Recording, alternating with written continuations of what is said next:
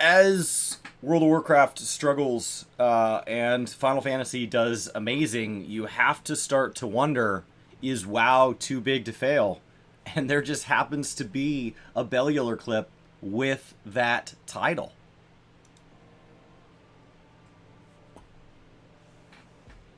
We've got from AB Normal, who says, "Don't you think that WoW has too many diehard fans for them to be in a huge crisis at all?" To a degree, so in my head, it's like every time they fuck up, they lose some people, and every time there is, expansion goes like this, and then something happens and it goes down, and then another expansion. Every time WoW is like very based on spikes. There's a lot of then it's very churny. It's a very churny business model. People subbing and unsubbing. Every time, that churn happens, you lose people. My worry has been, I should be a diehard fan. And you take me back to... Too big to fail is a fun concept to talk about because you feel like there's some things, but, if you don't remember, ask your parents about TWA. There are companies that were too big and they don't exist anymore. There is a point of mismanagement where things can struggle. WoW as a specific title, though, is interesting because it's a single IP within Blizzard, which is part of a conglomerate that is Activision Blizzard. And so even as a property, if Activision wanted to carry it for years, they could. And if they wanted to drop it, they could. And it doesn't mean anything in that way. And so... too big to fail kind of refers typically to this, like, would the government bail it out? And so it's, would Activision bail WoW out? And I believe they have several times because the damage and the fallout around losing WoW as a property was going to cause too much damage to the full portfolio. And there was a chance that WoW came back to its good graces. And it has. It has. So... for anybody that hasn't been around for, and watched news for more than, like, let's say the 2008 crisis, as you continue to look further back, as you look further back to companies that struggled at various times in the economy, this too big to fail, it's not actually that new of a concept. You've had things where the government has had to step in before. And in the same way, you have things where, like, that's why Activision and Blizzard have a relationship, because Activision can give Blizzard a blank check. They can give them access to a huge amount of money. And that blank check comes with you need to pay us back.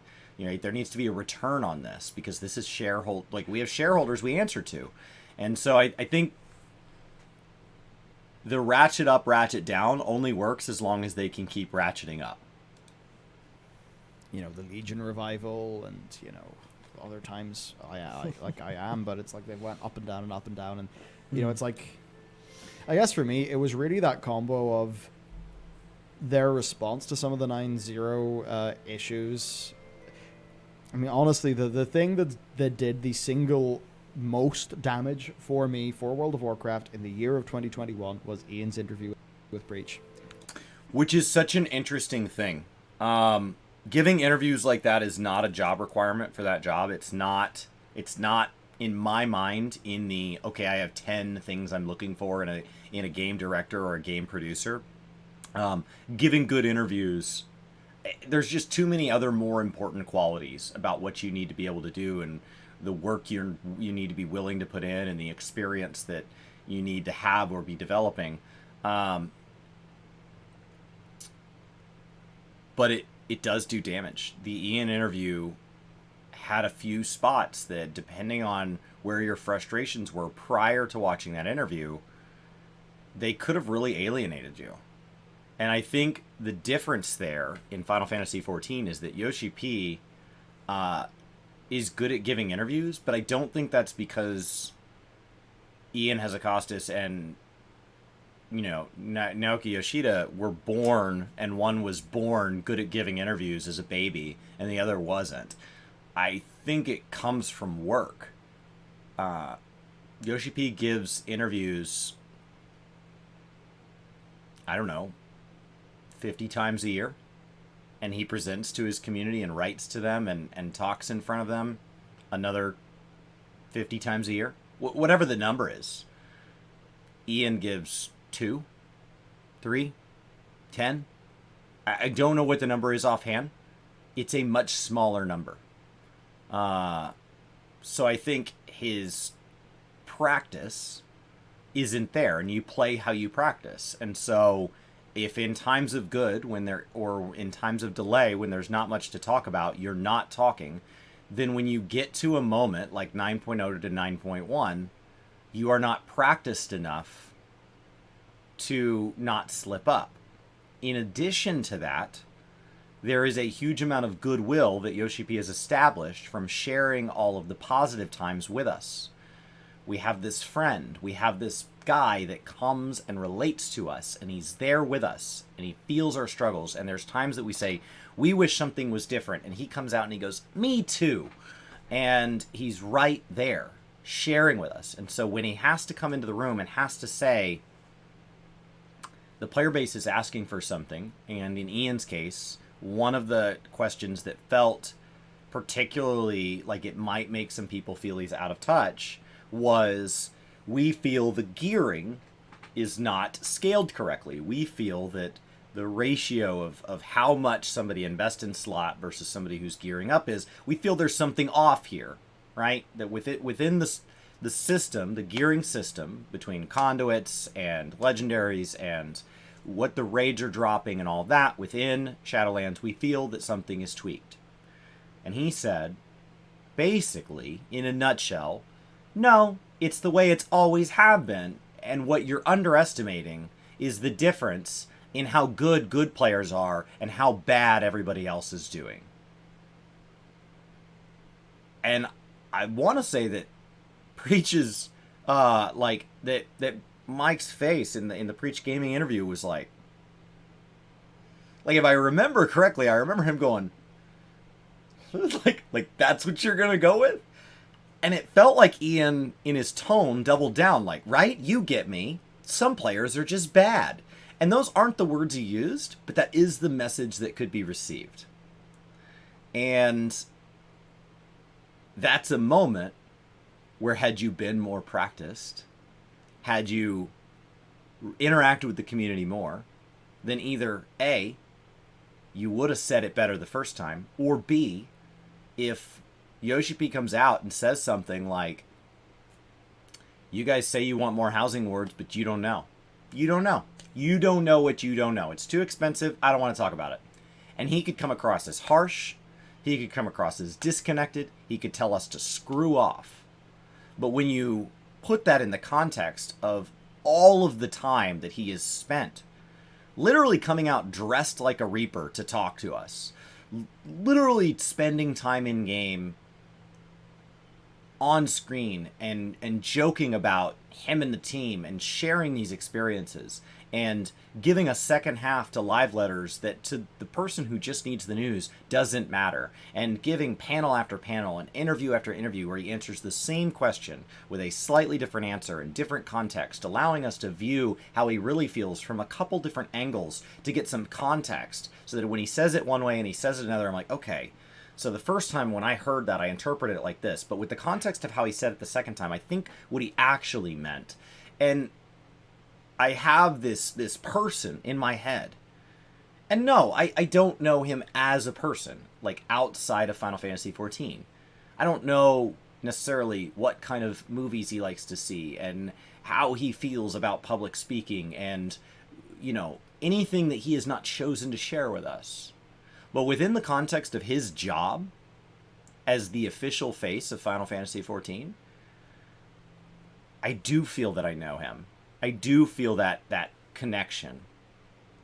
And so that interview with Ian was incredibly out of touch. But the answer is not to do less of them. In my opinion, the answer is, the problem is that interview has to speak volumes for all of the months that we don't hear from you.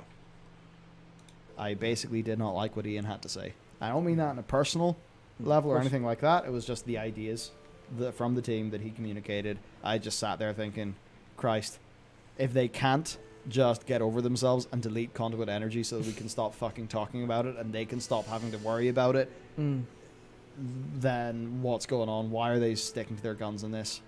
It was like that, and then seeing them double down on, you know, instead of making Torghast awesome in its own thing, no, we're going to double down on the shitty 6-floor runs and make you have to get Soul Cinders for your Lego, so it's... Which isn't how it was presented.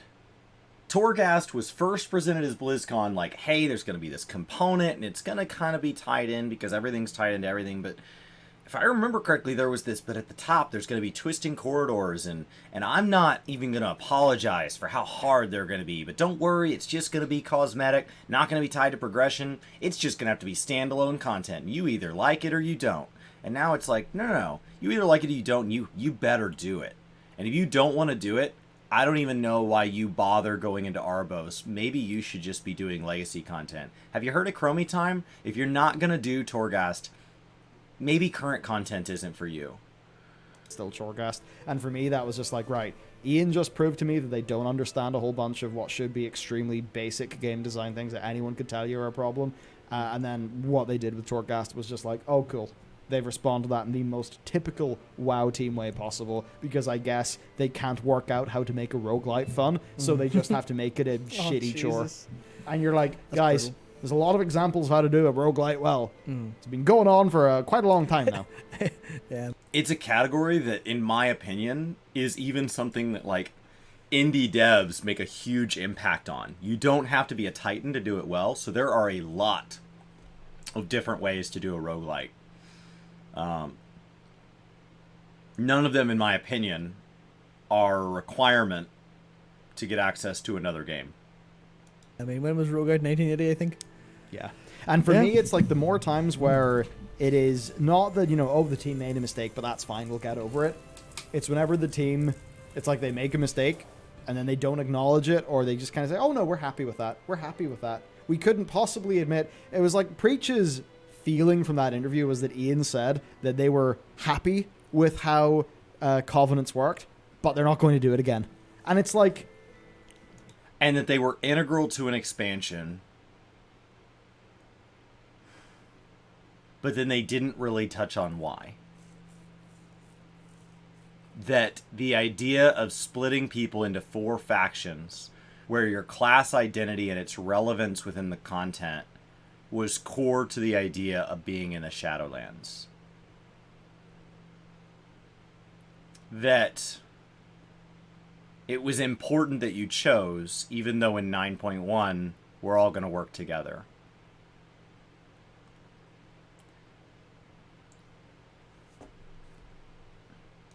If you're not going to do it again, then there's a decent chance you're probably not that happy about it, so just fucking say it. Yeah. Just even if you say you're overall happy, at least acknowledge properly the and that's all that. That was the stuff that, as a super diehard WoW person, it's like that. That's I love Azeroth, love Warcraft, all that, but it was literally that activated my almonds. Yeah, my almonds are activated. It's just, as far as I'm concerned, it's literally that spiky stuff is just so turbulent that it's fine if you spike because you only make a little bit of content. And people go, you know what? That wasn't really worth my money. I'll not sub, but, you know, expansion was okay. I'll come back for the next one. That's okay. But the problem is they keep basically angering players. They keep bending players until they break. That's the problem. Yeah. The break is the problem. The bending until they break is the problem. Final Fantasy has a huge population, not the majority, but a substantial portion, that play the launch of an expansion, and sometime around the 0.1 or whatever, they take a break, and they come back around the 0.4, 0.5, and they binge the whole thing, and they stay for that overlap, the end of one, the beginning of the next. And so they're here 3, 6, 12 months out of a 2-year cycle. They're just here in portions. And they come and they go, and they're visitors, and we have them. They come in every time. We have a little returner flower. We talk about sprouts a lot on this channel, but the returner flower is the side of that. And so, you know, to hear Matt talking about it from the perspective of somebody that plays WoW and plays 14. And it obviously can be here to represent the 14 side of things, since Michael on the left doesn't have that much 14 experience. He's just getting in. There's a comment that was brought up recently, and I don't remember where I read it. It could have been on one of our posts or somebody else's. And what they said was, what's the big deal with 14? I don't understand why it's passing WoW. It doesn't seem to be doing anything particularly special. And when I watch people saying, what is 14 doing unique? A lot of those videos are they're releasing dungeons and raids, and they have devs that care about their jobs, and they put out content on time. And, like, you get to the end of the list, and you're like, yeah, but what part of that was unique? Like, it's not unique. Final Fantasy XIV, while Shadowbringers has some moments that I feel mean something to me, when you break them down and list them as features, when you break them down and list them as just something to somebody that doesn't play the game, they're not unique. They're fundamentals. It's good gameplay that is respectful of players, delivered on the timetable that they said that they would deliver it on, over and over. It's literally just fundamentals. At this point, World of Warcraft is trying to make a system for a system for a system to solve complexity that only exists because their previous expansion had a system within a system within a system. At this point, I don't understand why they don't just do things like say, all PvP is scaled like it is in Guild Wars, and you're going to get Valor tokens, and it's going to be cosmetics only, but those cosmetic pieces of gear do have item level stats available to them, so if you want to go dip into Mythic Plus, your PvP progress helps you with that, and it's just Valor tokens. And raids are just going to be tier tokens, and you're going to take those tier tokens, and you're going to trade them in for your tier set. And, you know, if you want to do Mythic Plus, you can do Mythic Plus. It stops at the item level of Heroic, because we want Mythic rating to be our pinnacle of item level. And Torghast is its own standalone system that makes you incredibly overpowered in the open world and things like that. But it's probably going to stop at kind of normal raid to heroic raid as far as relevance, because it's not really for that. And then there's going to be some quality of life upgrades tied to a currency within that system, right? We're going to have Stygia and things like that, usable at a vendor that will help you within the Maw and help you within Torghast. And so if you're not doing those things, you don't care about those quality of life things, and it's more circular. We're just going to have some features that stand on their own, and they allow you to cross over as a casual player and say, hey, your progress over here allows you to get started easier over here, but ultimately each system, you're best off progressing by spending time in that system, and none of them are required to do anything. And then we'll look at the data and we'll say, hey, players did this thing, they must enjoy it because there's no other reason to do it because it's not required. Basic fundamentals. I feel like TBC offered a lot of that. I feel like Wrath of the Lich King offered a fair bit of that. It's basic. I understand that it's the like ham and cheese sandwich with a side of chips. It's boring. But do you know what another word for boring and predictable is? It's reliable and it's comfortable. Final Fantasy XIV, I get to spend my time thinking about whether or not I like the game, whether or not the systems make sense to me, whether or not I want to be involved in an aspect of the gameplay or an aspect of the community. I don't spend any time wondering, are the devs going to make this suck for me? I don't spend any time thinking about that, because they're going to do exactly in 6.1 what they did in 5.1. They're going to do exactly in 6.2 what they did in 5.2.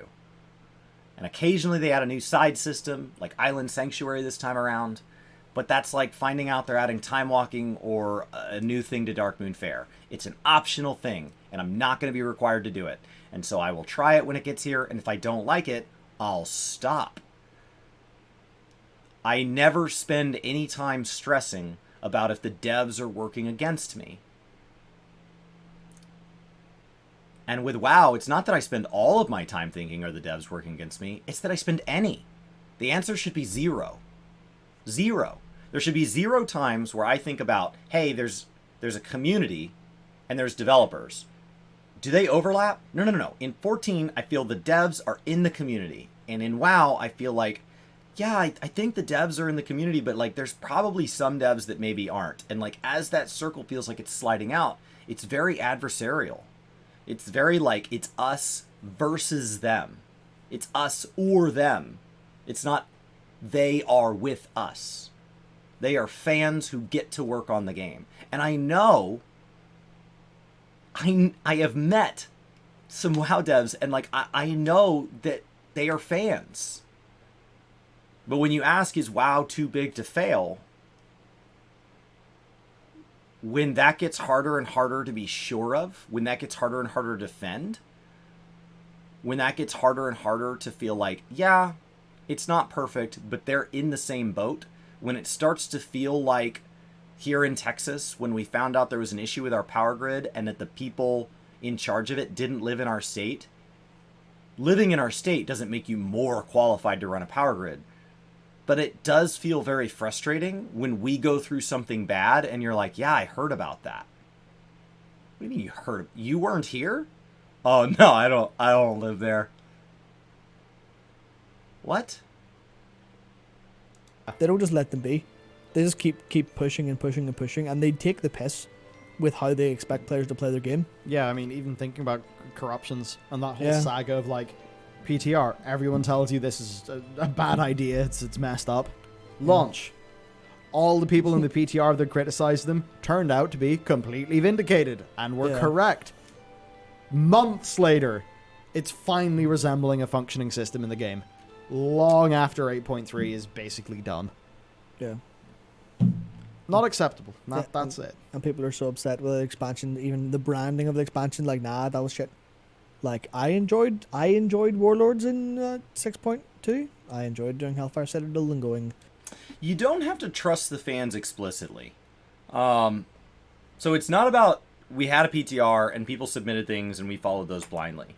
Yoshi P talked about recently in Final Fantasy XIV how they'll have Plan A and then they'll get feedback and they'll say, hey, based on that, like Plan A, you guys are kind of in Plan B. It's a totally different direction. We can't pivot to Plan B because we can't afford it and we don't think it's a good idea.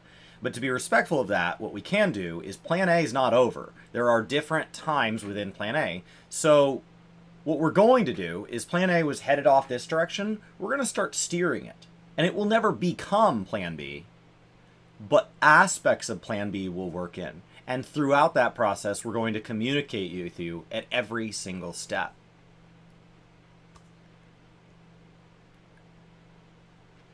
Now, what allows them to do that is regular on-time patches. You can't have one patch in 9 months because there's no steps. You got to make the whole jump. There's a lot of little things going wrong at once that are causing this. There are a lot of little things that became a lot bigger things because of how they handled them. Like ham on legendary rings and playing all the classes, but that's because I didn't feel like I was getting shafted by playing it the entire time it was up. I was like, I'm out and back in. Imagine WoD, but because we're in a WoD-like situation now, and they just ran out of stuff. Actually, now that I think about it, and with that, it's like imagine in WoD you had that situation where at least if you're a raider, you can raid log and have fun. Yeah. But suddenly you feel like you got a whole bunch of chores, and if you want to at least try raiding or something on a new character, it's like got all that chungus to go through first. Now, in fairness, we do have more, our systems and our gameplay, our content will last us longer now than it did in WoD, in fairness to them, but yeah, definitely a bunch of the fundamental issues still exist. To put it in perspective for 14 players that don't play WoW and they wonder what's going on. Imagine at the end of Shadowbringers in 5.5, everybody was happy with Shadowbringers, right? So let's just imagine for a second that at Shadowlands launch, there was some general happiness with the launch. And it's mixed, but let's assume in 5.5, everybody's okay. And yeah, there's some people disappointed that Ultimate was canceled and all that. And they said, hey, it's time to adjust the Time Worn artifacts that are going to be dropping from Delibra. And they're going to now drop 3. It's time to add the Echo to Savage to get people clear. We're really excited to do this. And so, every single week, to jump into Savage, if you want to get gear from Savage, if you want to progress through Savage, we really think it'd be best if you had to do the relic. And for any of you that already had Time Worn artifacts, because now it drops 3 instead of 1, we really think it would be more fair if we deleted everybody's Time Worn artifacts and you had to regrind your relic from the ground up. You had to redo your Rabanastra raids. We really think that that would make the Savage with the Echo a better experience. We really think that it would be best if, to get your extreme mount from getting all of the extremes, if we deleted any totems that you had, and that to re-clear it, you had to clear normal again, and you had to beat that blue weapon solo thing on the hardest difficulty. And to do that, it would really be ideal if you did your pixie dailies in Ilmeg. What does that have to do with Sorrows of Verlet? Oh, absolutely nothing. But we feel like not enough people are doing their pixie dailies lately, and so it would really be best if Ilmeg had more life in it. It would really be awesome. And so we just decided to tie it behind that. We just decided.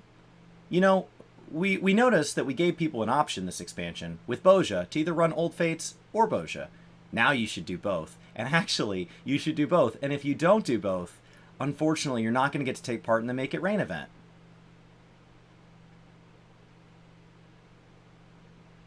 What are you doing? Yeah, fun. We got from Keith Farrell. now 6 hours of your lovely cadence soothes the nerves after a long week of work. Much love to you and your team. Thank you. Thank you, and they absolutely appreciate it. I'm stressed at the idea that I have a soothing cadence that helps people. Like, oh my god, I have responsibilities. Yeah, so I don't know if soothing is the correct term. I think cathartic might be what people feel about kind of how we engage with a lot of this conversation. I think anyway. I guess what I like is, I think about like myself watching streams and stuff when I was like younger and I had more time to actually consume content. Yeah. So the crazy rush we got right now, and it's like, it was kind of like. There's something like that in a sketch. Like, cool. I just know I have this like thing that holds down that evening. I will be okay. It's fine. I'm happy. Yeah. So it's I guess being able to provide that for people means quite a lot. It's kind of nuts because I've always enjoyed it on like a fixed time. So I used to always watch like preach streams. I used to watch his drama time. I haven't a long time, but I used to. Well, now it kind of almost interferes with the prep for this, which is weird, but. It's like I like watching those like scheduled streams, and now that I'm like here, it's like I actually enjoy it more. But now that I'm actually doing it, it's cool. Yeah, it's really cool. It's great. Christopher Bullard said people enjoy WoW too much. It's like a wife who stays with the abusive, toxic husband simply because they can change, and I love them. People deserve better. They need to start realizing that. So yeah, I agree. I wouldn't say it's they enjoy WoW too much. I'd say it's like they sort of willfully ignore too many problems. But every individual's gonna have a different point. For me, it's like if they fuck up raiding, that's when I'm out. Yeah. If they fuck up raiding and they fuck up the narrative and the setting, then I'm gone. But what's a bummer is that these systems on their own aren't bad. When I look at 9.1, which we are Friday, the week it came out. And I have, at this point, made the effort to download the patch. That's how willing to get into 9.1 I am. I have not stepped foot in Korthia. What's drawing me in, what's making me want to get in, is there's a system where there's some dailies, there's some Nazjatar stuff that doesn't really excite me. And they're like, and you need to do it every day and every week. And I'm like, that doesn't excite me. But there's a system by which you can go and you can start to get these really cool mounts, and then there's this armor system that you can kind of upgrade, and there's the ability to spend Sigia to like upgrade your alt's armor, and there's a little bit of this like Paragon aspect where you're kind of grinding these currencies that on their own I kind of like. The like archaeologist people, whatever they're called, I kind of like that. I like that when you spend time in the zone, you're going to get this currency in addition to the reputation. And the reputation is going to unlock this kind of ability to do things, and you can spend the currency on what you want. I like that, right? We've given you a whole option of shiny options. Maybe for you, catch up gear is what you want. Or maybe you raid every week and catch up gear doesn't help you. So things for your alts. Well, you know what? If you don't play with alts, no big deal. We've got some mounts. We've got some minions. Go put some recipes in there. And so, like, the idea that we're all in this shared zone and that, you know, as I've been popping into WoW streams and they're like, I just love how many people are in the game. I just love how active the zones are. The idea that we're all there and that we're all getting different things, it mimics like the Guild Wars 2 reward track system. We're all working towards whatever goal we find exciting, but we're all doing it while doing a common task. It makes it easy to party with people who are at different points than you. You know what? The chests in Korthia, you can't pull them while you're in combat, I assume because they don't want people CCing a mob, looting the chest and bailing. Okay, well then let's party up, let's melt them down, let's loot our chests together. Make that sort of thing possible. I need something different than you, and it's easier to kill things even if you're weaker than me by us being together. Let's party up and let's go clear our dailies together. Let's triumph together. There's a lot of base things I like here. But then, for no reason at all, they're like, yeah, but you should also be sure that you're still doing your renown from this other system that people aren't happy about. We got to make sure that makes it in here. And you should really come back each and every week because I kind of want there to be stories that are locked behind this. Not in the way that 14 tied aspects of the story behind these field notes you find randomly as you do things. Kind of like the TBC Netherwing eggs, where like as you're doing things, there's these additional moments. But to explore the lore, it's really best if you not only explore the lore by doing lots of content, but it has to be lots of content over many weeks. It can't be, hey, you know, my company had to work us really hard through June, and so actually for July 4th, which is a federal holiday here in the United States, celebrating our independence, I actually took off the whole week, July 5th through the 9th. I took off the entire week, and I think I just want to binge Korthia the whole week.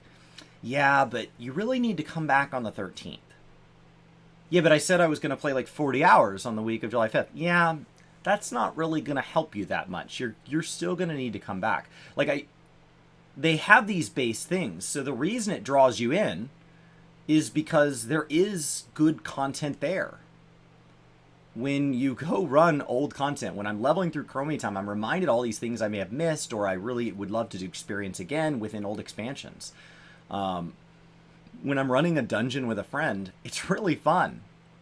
When I'm in a Torghast run because I want to be, because I'm saying, you know what, I'm withdrawing from Torghast, and then let's just go do one.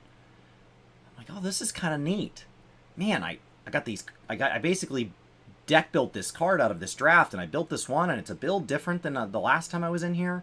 And I saw a floor that last time I saw this floor, I didn't do as well, and I wonder if I could do better. Very cool. Very cool. The struggle is the moment that you start to enjoy the game. The moment that, as a casual experience, you go, this is fun. I'm really liking one aspect of Shadowlands. I'm really drawn into this one thing. Your immediate response as an MMO player might be, mine is, I should get better at this. I should do all of this. I should explore this system to its potential. I should give this more of my time. And the moment you do that, they've got you. The moment you do that, they're like, oh, yeah, first one's free. But now, to do better at this, you need to go do all these chores. I'll give you another hit of fun here in a minute, but I need you to go pick up my dry cleaning. And I need you to... And so the moment I try to do something and I want to go, wow, I want to do that a little bit optimally. Not to be like a die-hard max min perfectionist, but I just want to not suck at it. I did it once and I just want to be better than bad. Oh, well, unfortunately to do that, you're going to need to jump up from an hour or two a week to really about as many hours as you can possibly stand. Ideally, your spouse is a little bit mad at you at least once this week. That would really be optimal.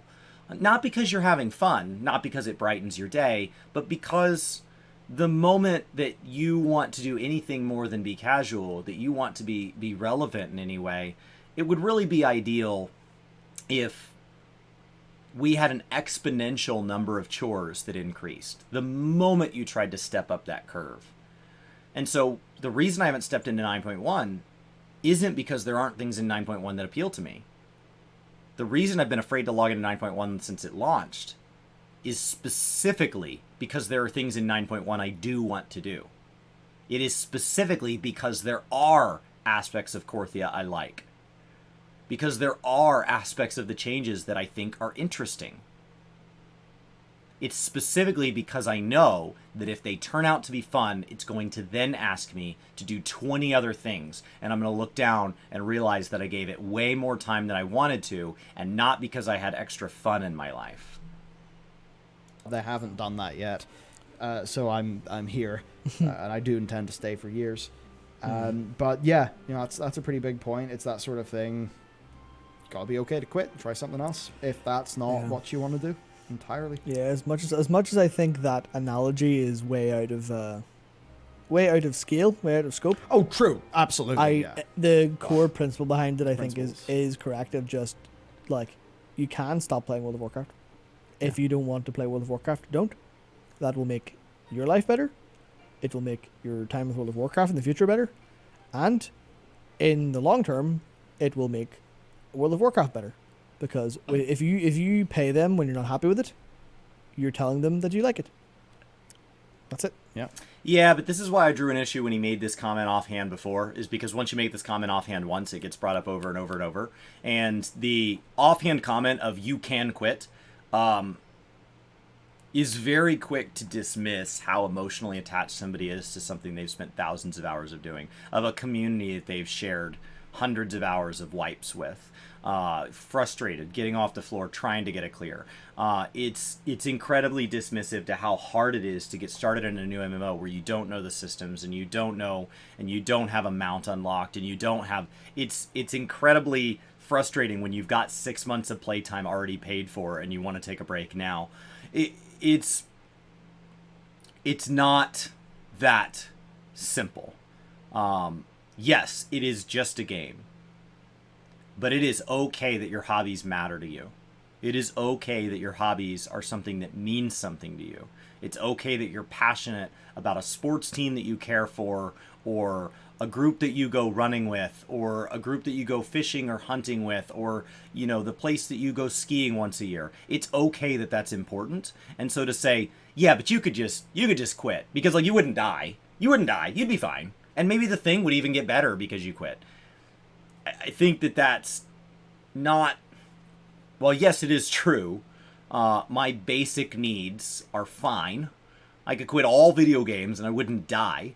I play them because they brighten my life. I play them because I like them. And wanting them to continue to do that and wanting to care for them deeply is really nice. I don't want everything I care for to be like, well, if I don't go do this charity drive, there's a koala that's gonna die, and there's a whale, and the world is gonna melt, and we're all gonna burn, and the political group that's against mine is gonna take over, and they're gonna convert us into a dictatorship, and the kids aren't gonna get educations, and there's gonna be gun violence in the streets. And the great thing about video games is I can care deeply about them, and I don't have to deal with all that. It doesn't matter. And it's nice to care deeply about something where the outcomes are that thing gets better, which is wonderful, or that thing gets worse, and I stay neutral. And there's a value to defending that. And there's a value to saying, this game brought me joy. I know it brought me joy. I don't want to have to go experiment with a bunch of other games that I don't know if will bring me joy. I want this game to keep bringing me joy. I know they're capable of it. They got me because they were.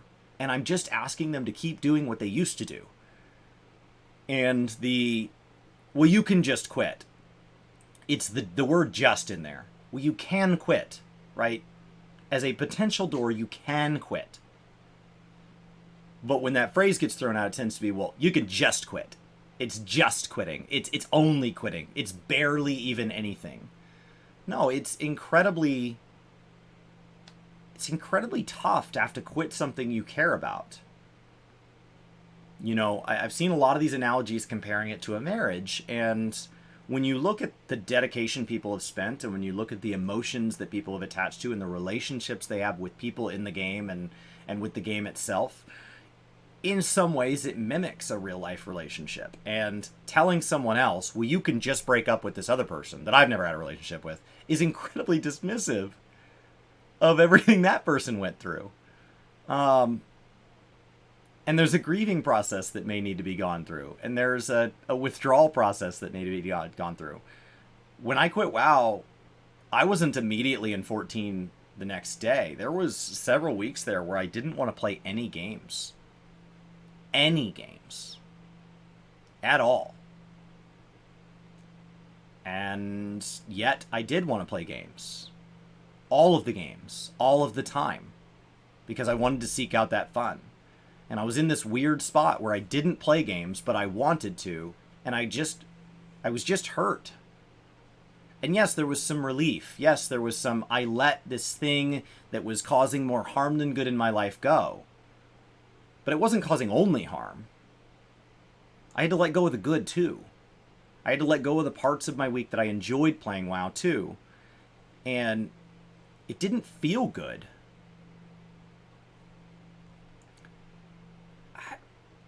I don't know these guys /played. And I don't know what relationships they have outside of the game besides each other that play this game. I don't know where they're at. But I do know that an MMO for me is not something I just quit. It's not something that I just go click unsubscribe and then just turn up and walk away and I have a great day. Yep. Say Indeed. Stop. Thank you. I think that it's unfortunate that what it would take WoW to fail would be critically hurting those people to the point where they couldn't come back. I think it's unfortunate that for WoW to truly fail, so many people would have to get hurt along the way.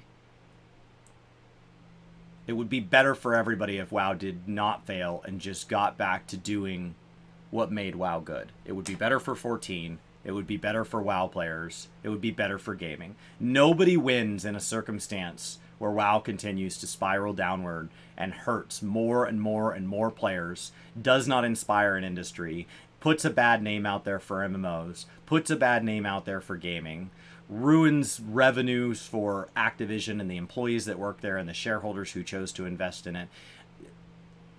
It's not just, and then WoW turned off and then everybody just moved on with their life. No, there is going to be a transition there. When something this big ends, people get hurt. People who didn't have a hand in this. People who didn't necessarily do anything wrong. What they did wrong was they thought that a game would be fun. That's their big sin. That's their big punishable offense. There are a lot more people that get hurt than, I think Bobby Kotick's paid too much and he would get hurt if WoW failed. I honestly don't think he would be hurt as much as the players would. He's still getting paid from all the other games. He'd probably still get a bonus. So, is WoW too big to fail? No. No. Anything can fail. Is WoW big enough that it would fail overnight? No.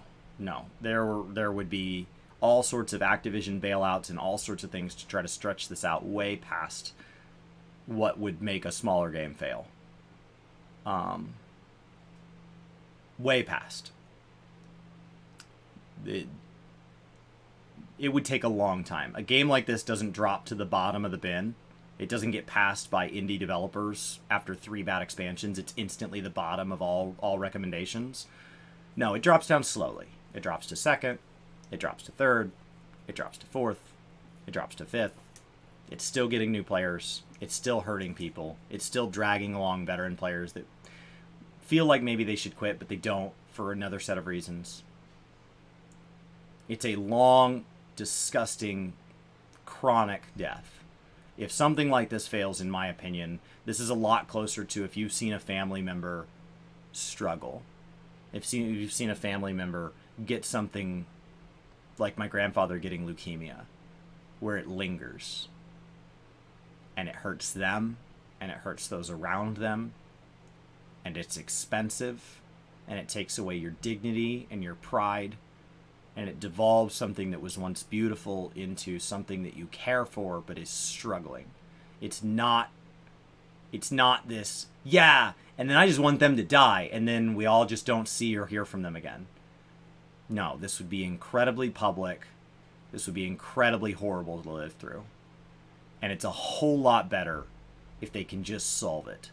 It's a whole lot better if they can just get better. It's better for everybody. It's better for 14.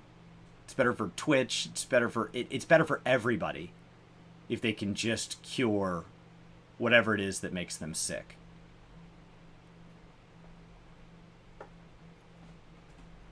So, 22 minutes later, well past that, to answer, no, it's not too big to fail, but